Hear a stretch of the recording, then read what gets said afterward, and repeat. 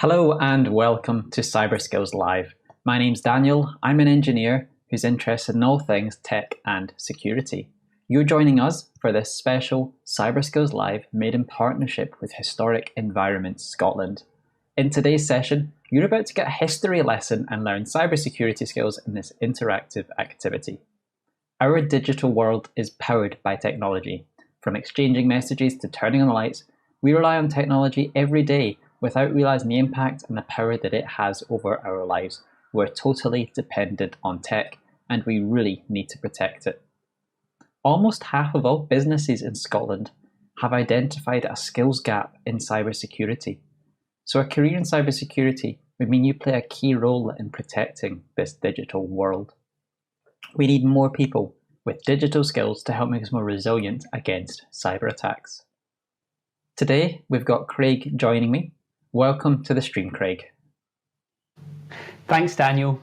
Hello, everyone, and thanks for joining us. There's a wide range of careers in the cybersecurity industry in Scotland.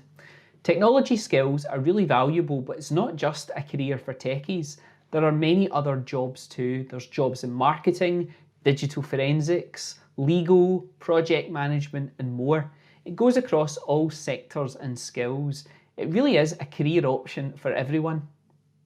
We're coming to you today from the battlements of Stirling Castle. Okay, well, maybe just my usual digital den here in Glasgow. But today there's over 1,000 of you signed up to take part. We're lucky today to also have Kirsten. So Kirsten is the Learning Officer from Historic Environment Scotland, and she's along to answer some of your questions. She'll be joining us soon. And it's not just Kirsten. Recently, Daniel interviewed Dave from Historic Environment Scotland's cybersecurity team, and we'll be hearing from him throughout the lesson. We'll find out what it's really like to be defending Scotland's castles from cyber attacks. Now, I can see right now there's a lot of people of you joining. Thank you everyone for coming along. We've got people taking part from right across the country. We've got people from Stirling High School. I can see people from Lochgelly High School. Hello to McLaren High School. Also Braes High School. Hello, thanks for taking part. At the other side, we've got Dunoon Grammar. Hello, thanks for taking part, Dunoon. And we've got Oban High School as well. So thank you everyone who's joining. I can see even more people are starting to join now. Also, hello to some of the colleges and universities who are taking part today. So hello to the University of Sunderland. Thanks for taking part. And New College Lanarkshire, thank you for taking part. And we've also got Clyde College. Brilliant. Oh, and we've got a few international players today as well. So hello to South Arkansas Community College. Hello, thanks for taking part. And GTTC Polytechnic in India. Thank you for taking part as well. So if you are taking part today and you're tweeting along, then you can send us a message. So you can send us a message using the hashtag CyberSkillsLive. And you can also use @DigitalWorldHQ. Back to you, Daniel. Thanks, Craig. Today, you're going to become cybersecurity architects and see how you can use your digital skills to secure a castle. Our activity is based on a real-life job role, a cybersecurity architect.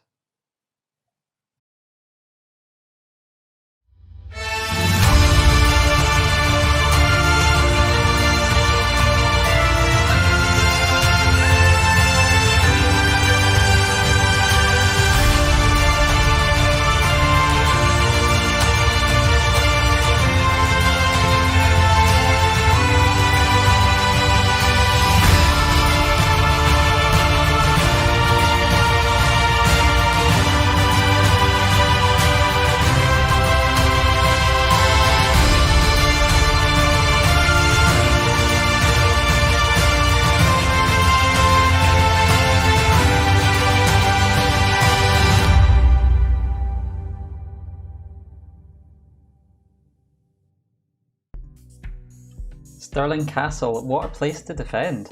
What you need to do now is go to cyberskillslesson.com and follow the instructions. So click Defend Stirling Castle and start the activity. Craig, hi. Have you ever been to Stirling Castle? Yeah, but only as a visitor. It's such a brilliant place to walk around and see, and we're lucky to have these fantastic places in Scotland, and we need to protect them. So this activity you're taking part in today will work in any modern web browser. So open up Google Chrome or Firefox or Edge and head to cyberskillslesson.com. So you'll see Defend Stirling Castle, that's the activity that we're doing today. You're going to click onto that and you're going to press Start. Then all you're going to do is follow the instructions on the screen.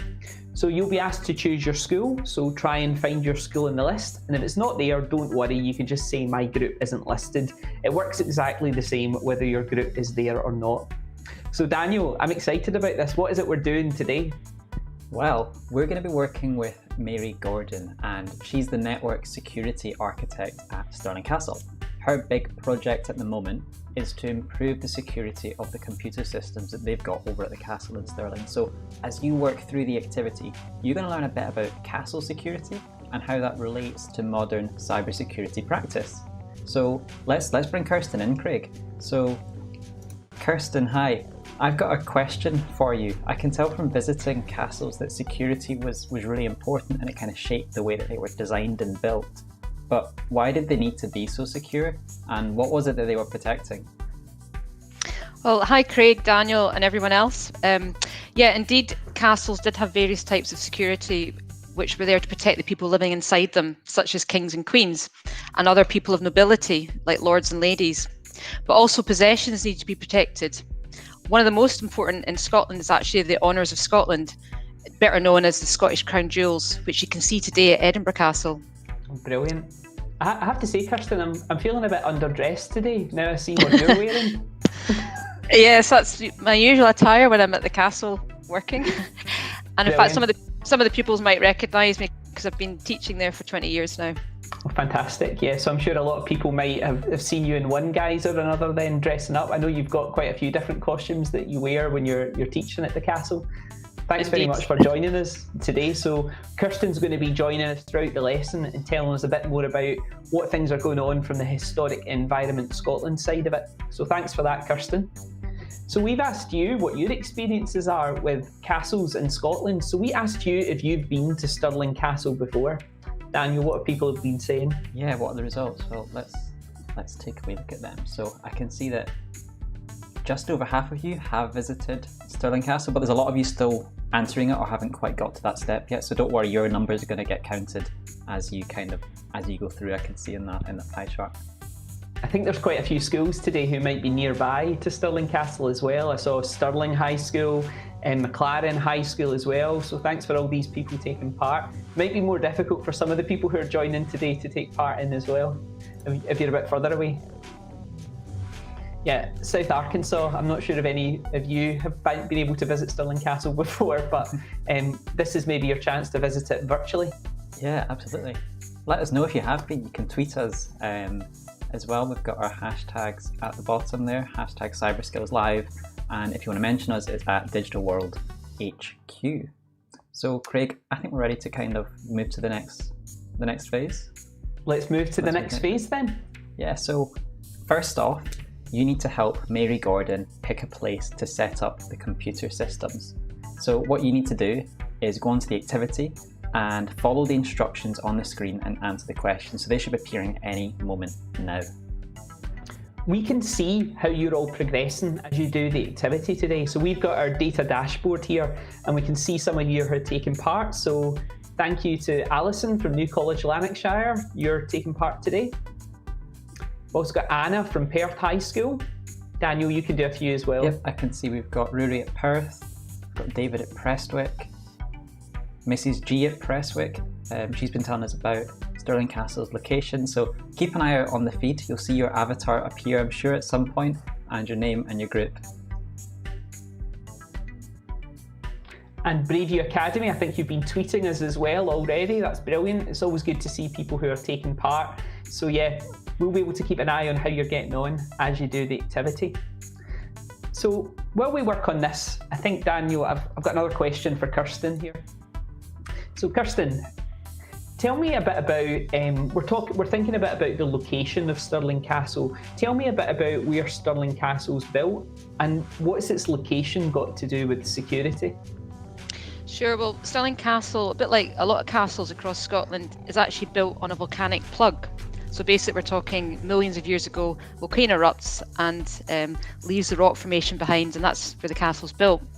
So being up on high ground gives a great advantage for those inside the castle, because they can see for miles around, and if enemy was approaching, they've got time to get the castle ready for that attack. And also if you think about trying to attack the castle and it's on a hill, it's going to be very difficult to get up that hill, particularly if you think of a volcanic rock. It's got rock face all around it, so there's only one way into the castle, and that's up the one slope leading to the castle entrance. Excellent. Daniel, what about modern cybersecurity then? Is a good location important in terms of cybersecurity as well? It's maybe not quite so vital in terms of where you put it. Like it's a computer, as long as it's connected to a network, technically it could be anywhere in the world, and people do put their data centers anywhere in the world. But there's some other things that we want to protect our data against, and a lot of that is the natural environment. So data centers are often built in places where the weather's quite stable, or sometimes they're even built underground, Craig, and that means they're not affected by so much like flooding or sort of earthquakes and things like that.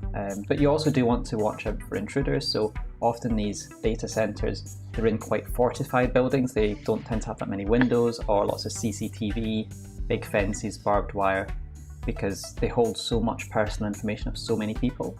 It's quite important that they're well protected. Yeah, I've seen some in near Glasgow and near Edinburgh as well, and they almost look like big warehouses to me from the outside, because they've got no windows, like you say, and you've got the security cameras, and if you didn't know what was in them, you would probably think it's a prison or something like that. But that's how seriously they have to take protecting this sort of information that they're going to be holding as well. How are people getting on, Daniel?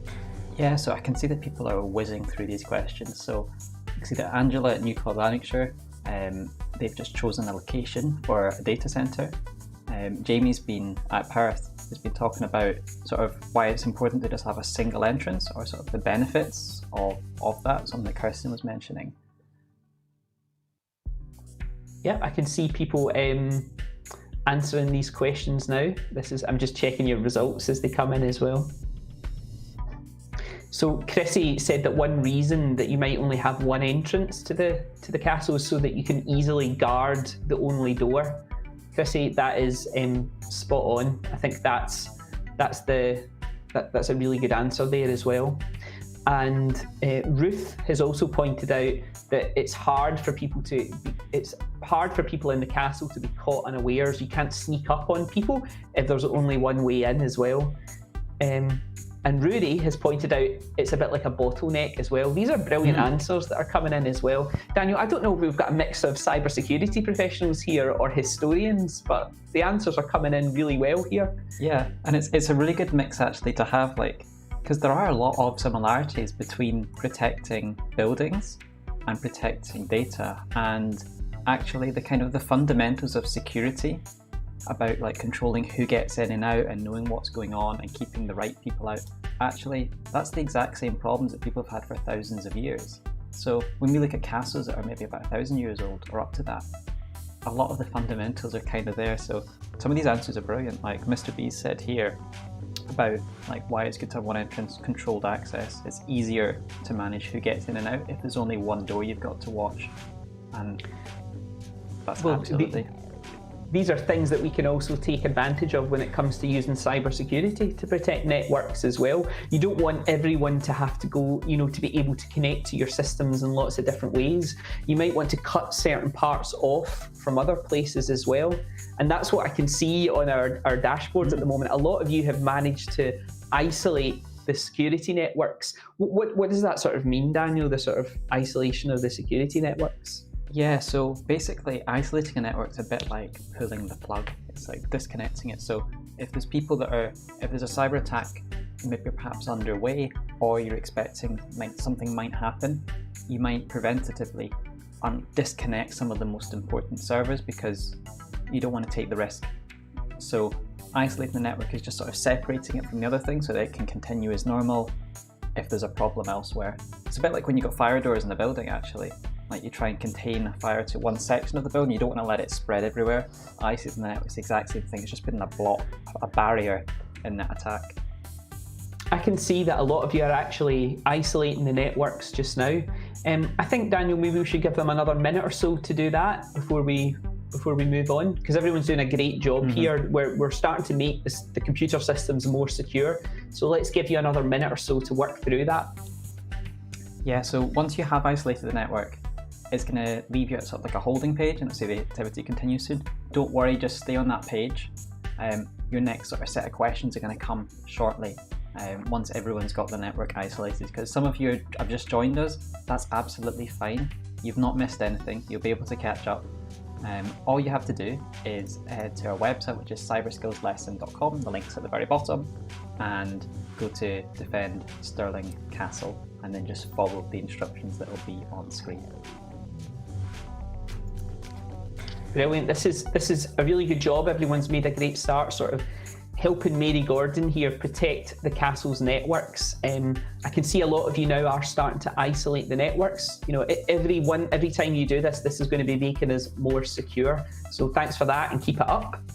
Daniel, why don't we move on to the next phase now? Let's move on to the next phase. Yeah, I think absolutely.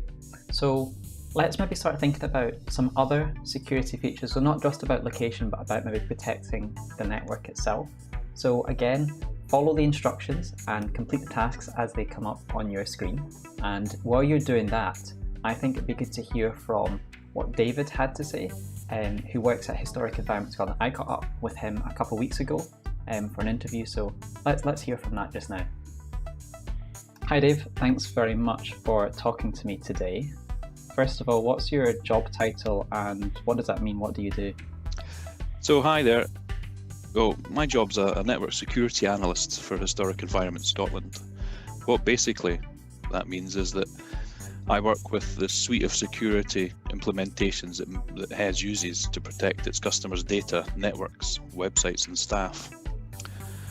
You may hear this a lot if you move into this speciality, but network security is built up like an onion. There's many different layers of security to maximize the protection. So I basically look after this area. It includes things like firewalls, antivirus, intrusion detection systems. I deal with incident response, and we future plan sort of new ideas. Sounds like quite a lot of things to take into account and a lot of responsibility that you've got there. What's the kind of the best bit of the job? Do you have a favourite part of the role?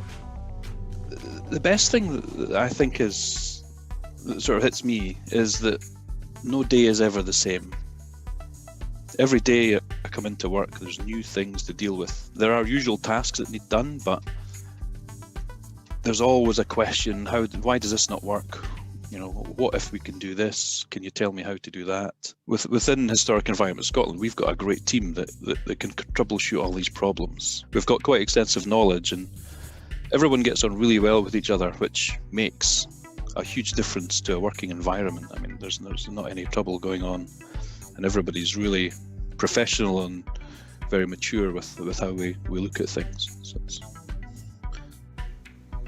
how big is it that your team is then at HES? I guess there must be quite a lot of people. We've got about 50 to 60 people in our IT team. The sort of expanse of our company sort of spreads over all of Scotland, from the borders at the bottom right up to the highest islands. And each of these sites are managed by, teams of people who look after the physical site, but the digital estate is all managed from our teams in Edinburgh. We remotely connect into all of the sites and deal with them from there. We're always trying to improve and develop our systems that we have, but some of the areas that we have, it's challenging because the internet speeds and connections are not the best. But again, it's something that we have to deal with, and we have to work around and find different ways of doing things sometimes to make it all work.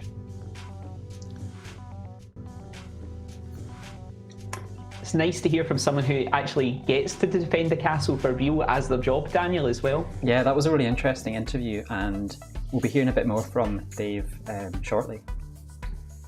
So Kirsten, I've got another question to ask you about castles and security. We're getting people answering questions just now about finding ways to sneak into a castle or ways around it. Did people ever try to sneak past the guards or pretend to be someone else to get into the castle? Well, I'm sure there'll be loads of stories over time of people trying to sneak into any castle, perhaps even using a disguise. But you had security guards in the castle, a bit like castle guards, a bit like security guards. So yeah, I mean, you'd only be able to come in if they allowed you, and they would know who was allowed to come in. So it'd be unlikely for anyone to sneak by and get any further into the castle. So probably they'd be stopped at the entrance known as the gatehouse, and if they weren't allowed in, they wouldn't get in, basically. So did they have like a list or something, or yeah, did they know your face, or how would they do it? Yeah, they would know who was allowed to come in, so they would have a list, obviously not on paper as we have it today, it might be on parchment or something, but yeah, they would know who was allowed to come in. Brilliant. And they would check them first. And of course they would check, if they were allowed to come in, they'd still check that they didn't have a dagger on them either. Yeah. All weapons were left at the gatehouse. So you had to surrender them as you went in? Surrender, indeed, yeah. Brilliant. Daniel, how does that relate to sort of computer systems and digital intruders then? Do you send out parchments with lists of who you're going to allow onto your computer network? Don't send out parchments, but actually there are some similarities here, because we use things like, we need to know who it is that's getting in and out, and we only want to let certain people into our networks. So we use something that you're all going to be really familiar with. We use usernames and passwords to do that. So the idea is everyone has their own username. So with the username, we can basically see who everyone is saying they are. But everyone's also got a password, and that password should be unique to them. No one else should know the password. So if you come into the net, you try and get into the network, you have like a username and a password, and the two are what you expect, which is a bit like Kirsten's guest list, then it means you get into the network. So usernames and passwords are what we use to control who gets in and out of our networks. So if people would sneak in to the castle, this is a question for you, Kirsten, what sort of things might, what would they do if they caught someone trying to maybe sneak through? I'm thinking about some of the questions they're answering that has some sort of like holes in the wall.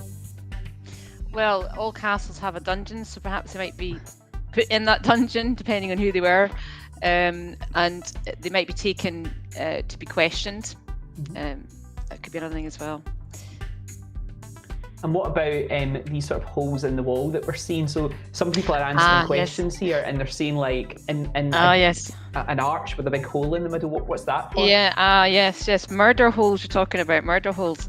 Yes, so they're part of the castle defence at the entrance. So in a lot of gatehouses, you'd actually have two metal gates, the portcullises. So if you were to get through under that archway, the portcullises could be released so that you were blocked basically in the archway, and that's where the murder holes come into play. So you could be putting hot burning oil down through the holes.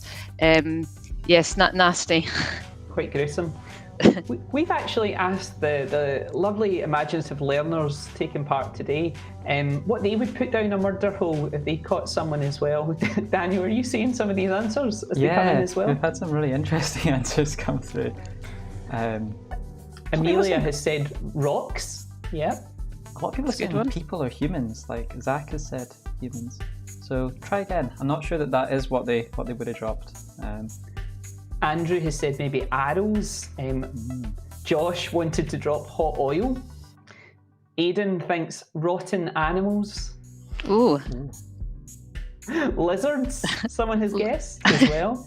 I don't know what this is, but yeah. Axes, fire, quite violent answers, but I suppose that's what you get when you ask people what they would drop on someone for a murder hole. I think when you're under attack, anything goes basically, so they would probably put both things down, but usually it was like hot oil and burning sand, etc., and things like that. But yeah. What would you do, Daniel, like in a sort of cyber security approach then? Do you do something similar? Nah, so we don't really pour like hot water on the router or anything like that, or just no. We actually there's a few different tools that you can use. One of the most common things in a lot of big networks is something called an intrusion detection system, and it's a device that all the network traffic flows through.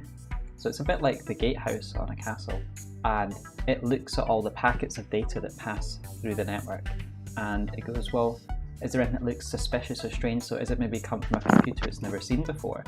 Or is it a strange size of file? Is it a strange time of day? Is the file type unusual? And if it seems suspicious, then it just gets deleted, it gets blocked, it doesn't get in any further, it just gets trapped in like a quarantine. So I suppose it's a bit like the portcullises coming down and trapping the intruders, that you trap the packet as they try and come in or out if they seem suspicious. So that intrusion detection system is something that absolutely does get used. They've got one at Stirling Castle on the computer network, and a lot of you are setting one up right now, I can see. So yeah. We can see your activity, we can see loads and loads of you are playing right now, and we can see that you are setting up secure passwords and you're installing those intrusion detection systems as well. This is fantastic work. These are the things that you would be doing as a computer security architect to make things more secure. So these are the types of jobs and tasks that someone like Dave from Historic Environment Scotland would genuinely be doing to secure these networks as well. So thanks, Martin, you've set your password. Scott from New College, Lanarkshire, you've installed the intrusion detection system. Brilliant work. Yep, Ben has chosen a password. Kai at the University of Glasgow, they've installed an intrusion detection system as well. And Michael's set the strictness, so is Ben at Stirling and Scott at New College, Lanarkshire. So this strictness thing, this is a setting that all these intrusion detection systems have. So it's a bit like, how much risk do I want to take? And you could set it really low, which means it just basically lets all the traffic comes in. Or you could set it all the way to level 5, where basically no data gets in. So it means that like normal everyday communications, they might get affected if there's just anything that seems suspicious. It's like it's paranoid in that mode. But quite I was going to say, I've seen ones that have like super paranoid mode, which is basically I just don't trust anyone to do anything. So yeah, being able to adjust those, because you can't just be on super paranoid all the time, because people need to be able to use your network. They need to be able to like add new devices or connect to certain websites. So you can't just, it's not a good idea just to block everyone from doing everything. Yeah, so different people, different companies have different sort of tolerances to that. But also, if there's a cyber attack been happening at a similar company, or someone's maybe like there's been some issues with viruses found, then a lot of people will increase the strictness on their IDS, because that then just limits the amount of damage sort of for a period. So that's what you were doing just now. I can see Jessica's just done that at Columbus. And Ailey as well, she's been setting up the intrusion detection system. And someone from New College, Lanarkshire, found a suspicious packet as well, so well done. Get that blocked. So I think, Daniel, these green ticks, they're telling me that we are improving the security of the systems here, but I think we should move on to the next phase of our security work. So let's get everyone moved on to working on to the next phase. Yep. So this next phase is, we're going to learn about how important it is to always keep security up to date as well. So you're going to follow the instructions on the screen and you're going to complete the tasks. Daniel, maybe you could invite back our learning officer, Kirsten. Maybe you could ask her the next question then. Yeah, so let's bring Kirsten back. Hi, Kirsten. Hi guys, hi. So we're talking. We didn't send you. Just to be clear, we've not put you in the dungeon, have we? Well. No, I'm still standing outside the forework. People are worried about your welfare. They're like, why is Kirsten not on the video? No, she's well looked after. She's not doing this under any sort of. As you can see, I'm nobility, as you can see in my pictures, so I wouldn't be in the dungeon anyway. Exactly. Sorry, Daniel. Speak to Kirsten. so Kirsten, tell me a bit about the changes in technology that kind of meant that the people defending Stirling Castle, or any castle perhaps, might have had to react to, and then how did they do that? What happened? Sure. Well, there was one key change in technology, and that was gunpowder. So the production of gunpowder actually started around about the mid 14th century, so that's like 1300s. Although it was invented in the 9th century, so 8th century in China. So with that in mind, castles had to be built to withstand attack from cannons and guns known as muskets. So Stirling Castle, like a lot of castles, was built in stone, which is much stronger than wood. And Stirling actually has, like a lot of other castles, walls known as earth walls. So these are at the entrance, obviously, to defend anyone trying to get into the castle. And they're basically two walls with 2 rows of walls with earth between them. So what that earth does is absorbs the impact or the energy of the cannonballs. So we've got quite big earth walls at Stirling Castle. So it sounds as if, like, from what you're saying there, technology changes, and then the people who live and work in the castle, they then have to react to that. They can't just be like, okay, well, that's us, you know, that we're going to have to like improve our defences or fix things and respond to those changes as well. Absolutely. And there's some really skilled people who worked in the castle then, and jobs that I think still exist now to do with repairing the stonework in the castle as well. Is that right? That's correct. Yeah, we've got, as you had in the past, stonemasons. So they're there to repair all the stonework and keep the walls and the buildings standing upright. So just as it was in the past. Brilliant. Daniel, in terms of like who would be the sort of cybersecurity equivalent of our stonemasons, and how do these people then have to deal with like changes in technology? Yeah, so I guess sort of our software developers are a bit like that, and because software also tends to sometimes have bugs or flaws in it, and cyber criminals will exploit these bugs to try and make them do things that they weren't designed to do, and that's how things like viruses and other sort of malware can get around networks.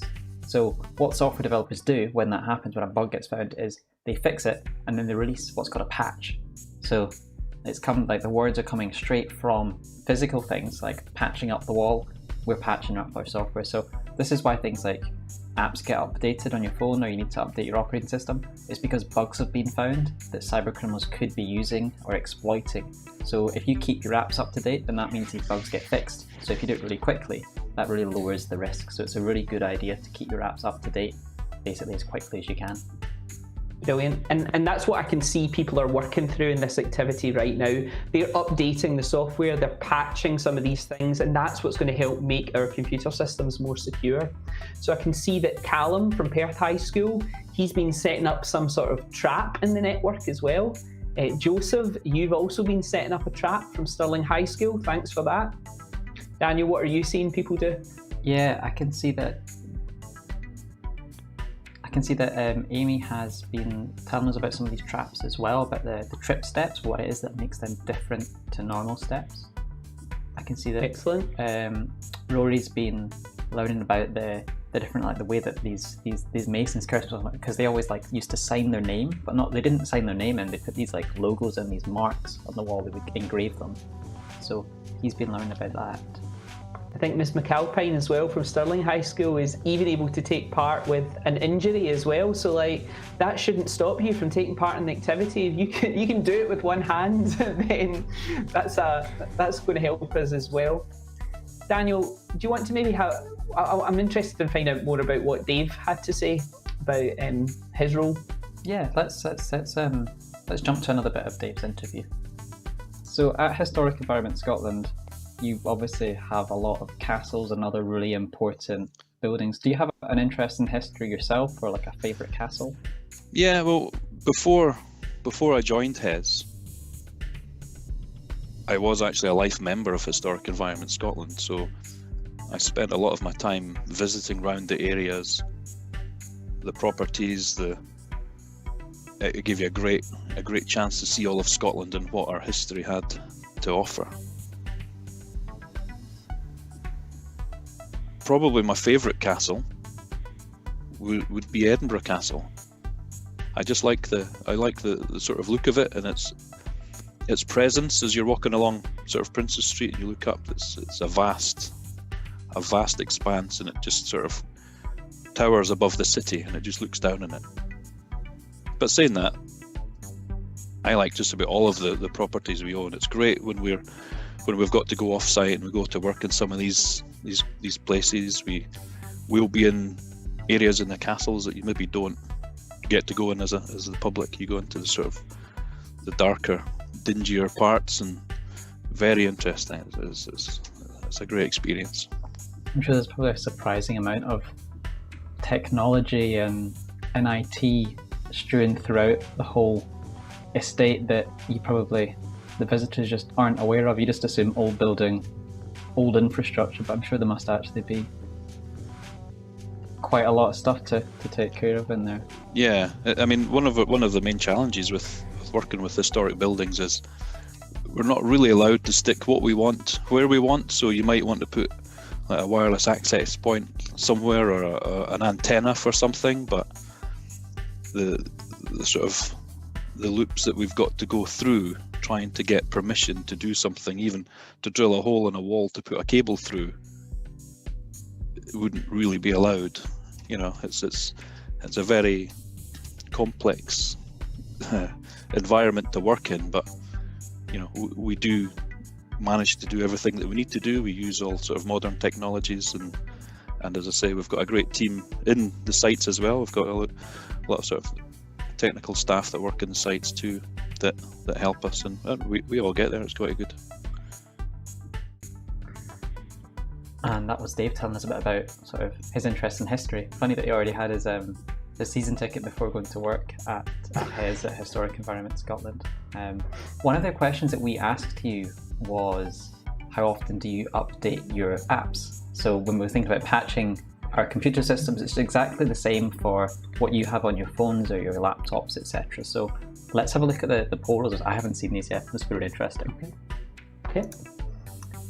Where are they now? They are up here, so I can see them. Over here.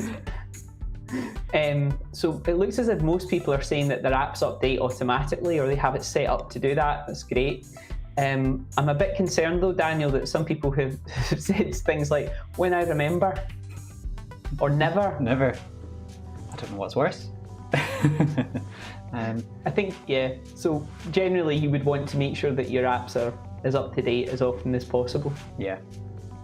And it's really convenient just to set them to do it automatically, and then it means you don't have to think about it. You don't have to worry about it. Exactly. So, Daniel, I think everyone's been doing a brilliant job here. Our systems are really secure. They've updated, they've patched the software, they've done all these things. Some of them have activated the traps and the honeypots. Really, I think Stirling Castle's computer systems are probably in the most secure position that they've ever been. What should we be doing next? Yeah, so I think we should find out how secure all these computer systems really are. So do you think your security systems are secure enough? Well, let's find out. So I'm going to run a stress test sequence. So that's like a simulated cyber attack on your system, and it's going to be your job to defend against them. So this is a game for you to play on your computer right now. Get ready for it, because in a moment you'll see a security operations center control screen, and it's going to have 4 panels in front of you. And these are the panels that you're going to use to defend your computer systems.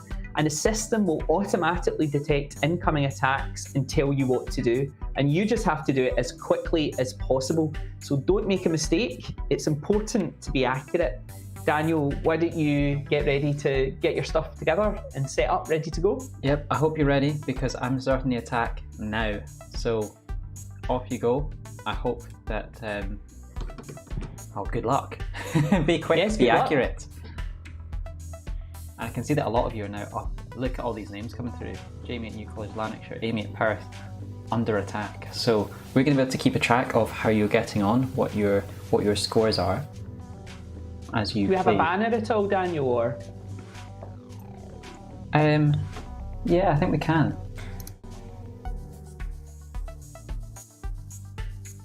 Maybe not, actually. It's all right. I can still see the attacks happening. Maybe I just need to bang the camera. There we go. There we are. That did it. So your systems are currently under attack right now. I know those of you who are playing have quite a lot of stress at the moment.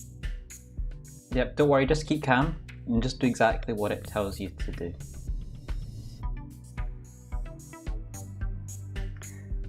So to add a little bit of more stress, Daniel, we can actually see how well these people are doing at the moment, I think. We can. Let's go take a look at the scores.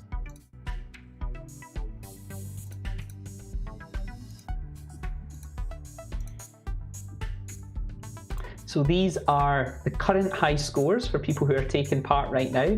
So well done, Xander. You're doing a really good job. You've got 36 attacks defended so far. Oh, but you've just been overtaken by Jamie from Perth High School. Keep going.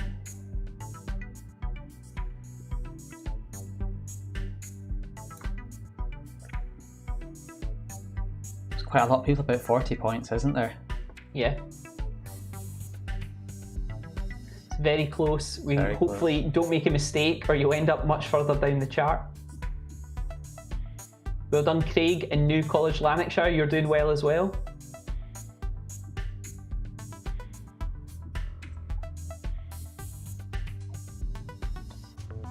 Our top four hasn't changed. It's still Xander, Jamie, Craig and Connor. Let's see.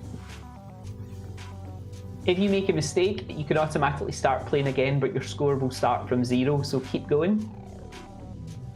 Let's give people maybe 2 more minutes to do this, Daniel. 2 or 3 more 2 minutes. I think.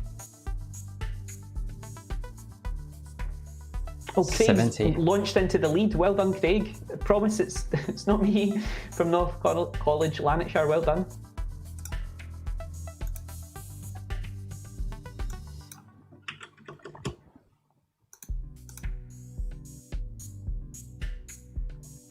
I think our high scoreboard's just refreshing.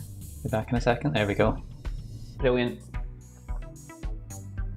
Jamie from Perth High School. Jamie, James, and Jamie. Do you think these are? Do you think these are all King Jamies? Do you think these are all King Jameses that are taking part today? A bit of nominative determinism here on our castle activity.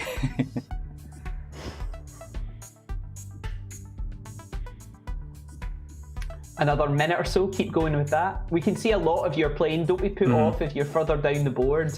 Everyone is doing really well. Wow, Jamie's got over 100 attacks defended. Brilliant, well done.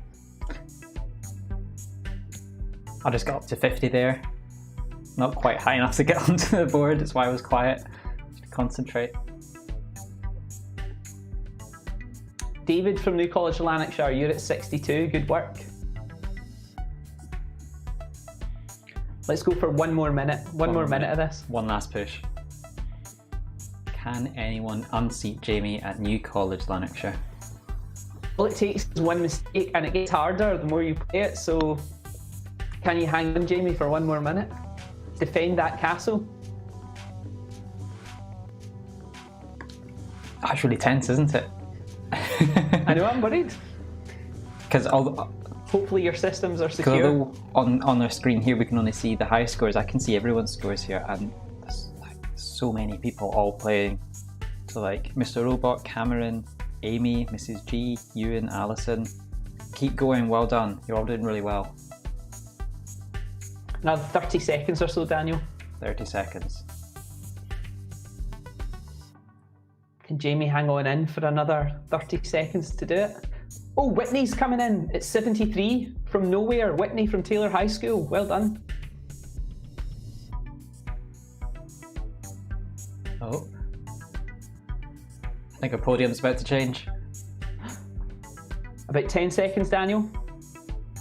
Can Whitney do it? Whitney's 5, moved up to 3rd. 4, 3, 2, 1, and we'll stop there. So congratulations, Jamie, James and Whitney. You were our top defenders this afternoon as well. Well done, everyone. Well done.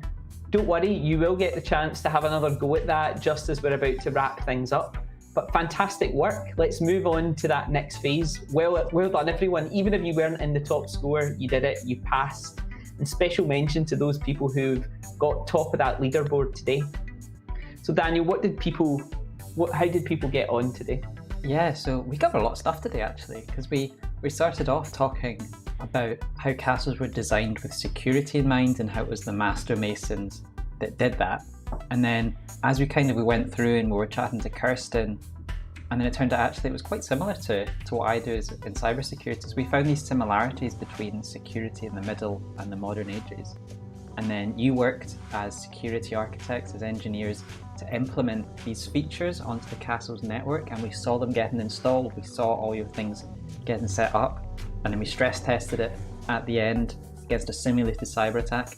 That was like a year's worth of activity done in about 2 minutes there, so it was really intense. But if you can cope with that, and if the system survived, then that's brilliant. Yeah, well done. You managed to successfully defend Stirling Castle from our cyber attack this afternoon. I think a round of applause for that, Daniel. But we do have one final task, and I can see some of you are already working through it. We want you to share your feedback and tell us how you got on today. And while you fill in those feedback questions, let's bring back in Kirsten. So, Kirsten, can you tell us a bit about careers in the heritage sector? Sure. Hi, guys. Sure. Well, there's many career paths working in the heritage sector. So I'll start with my post, which is a learning officer. So I'm part of a learning and inclusion team. So my job would be to develop resources for schools and teach schools, but not only schools, we actually work with community groups as well and run a lot of partnership projects. So it's like being a classroom teacher, but there's other elements to the job. Then you've got the side of conservation. So we've mentioned a few of those jobs like the stonemason already, but not only stonemasons, we've got joiners, electricians, plumbers, gardeners, works managers that oversee the conservation that's been done in the castles, architects, historians, collection managers, it goes on and on and on. So there is the conservation side of things.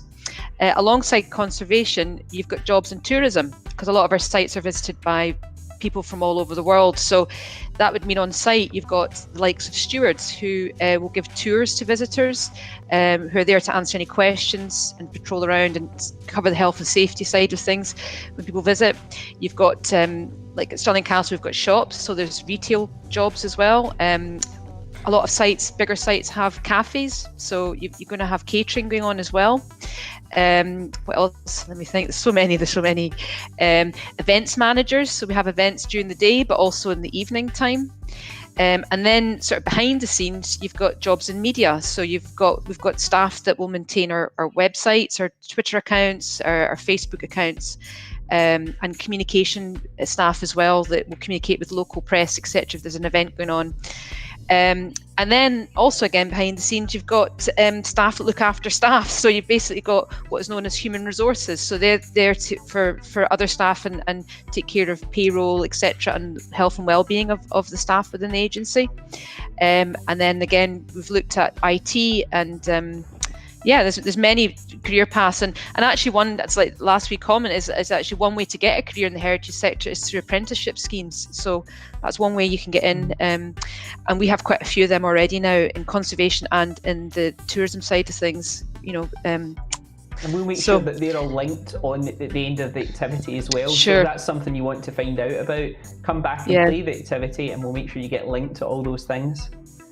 Kirsten, are you going to be able to sleep safe tonight in the castle, knowing that you're now being digitally protected from cyber attacks? Yes, I've got my guards, I've got the defences, and I've got my digital defences as well, so I'm happy now. Excellent. Thank you very much for joining us today on the live stream, especially since I know that you're joining us today from what looks about 1600 or something like that, based on the picture. I'm not sure what time that would be.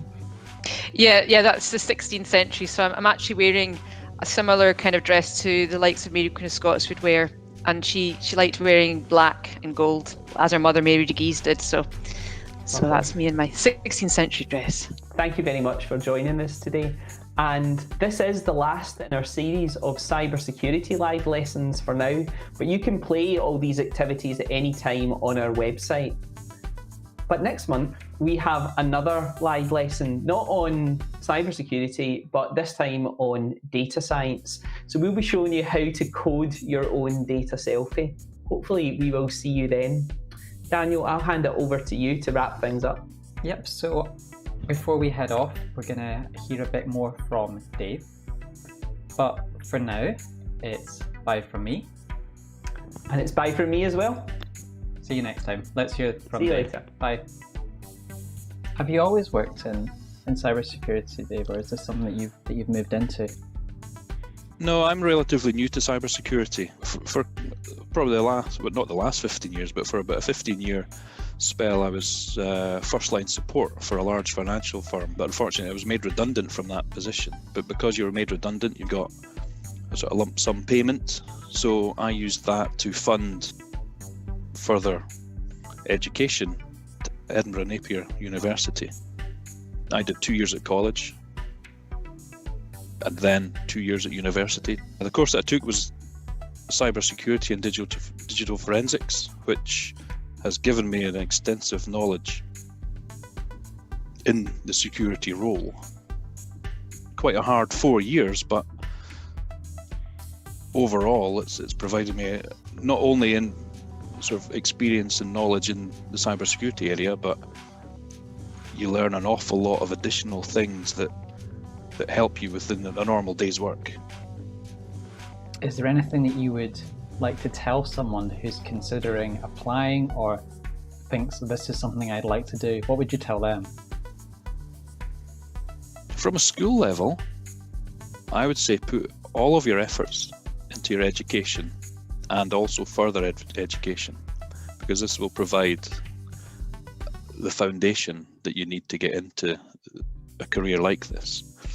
And also around, I mean, I'm from Edinburgh, and around Edinburgh there's lots and lots of talks in the evening, all throughout the week, from cybersecurity people, software engineering, machine learning. There's all sorts of things. I attend quite a lot of these classes, and it broadens your knowledge in your subject that you're in, and also gives you additional knowledge that might not be specific to what you're doing, but when you actually find out that you're working in this position, all this extended knowledge can help you understand and problem solve. So there's a lot of opportunities out there, and all of this is generally free.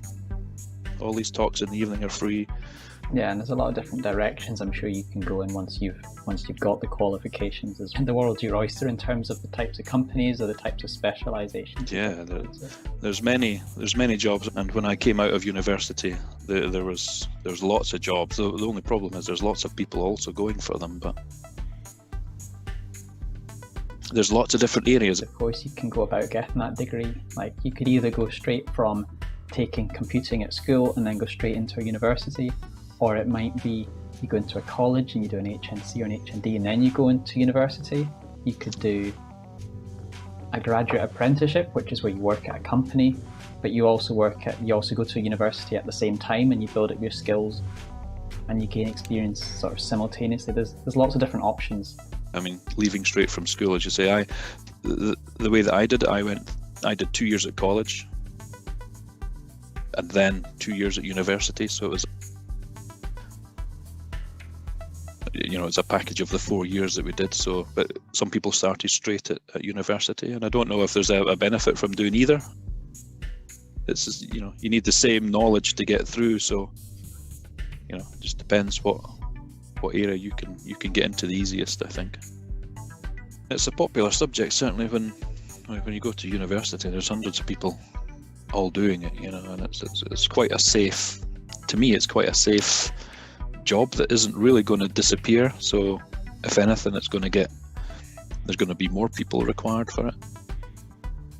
I think it's quite good. Totally. Thanks for speaking to me, Dave, and maybe you'll be seeing some of these young people working at HES in the future. Thanks. Yeah, hope so. No, thank you very much. Thanks.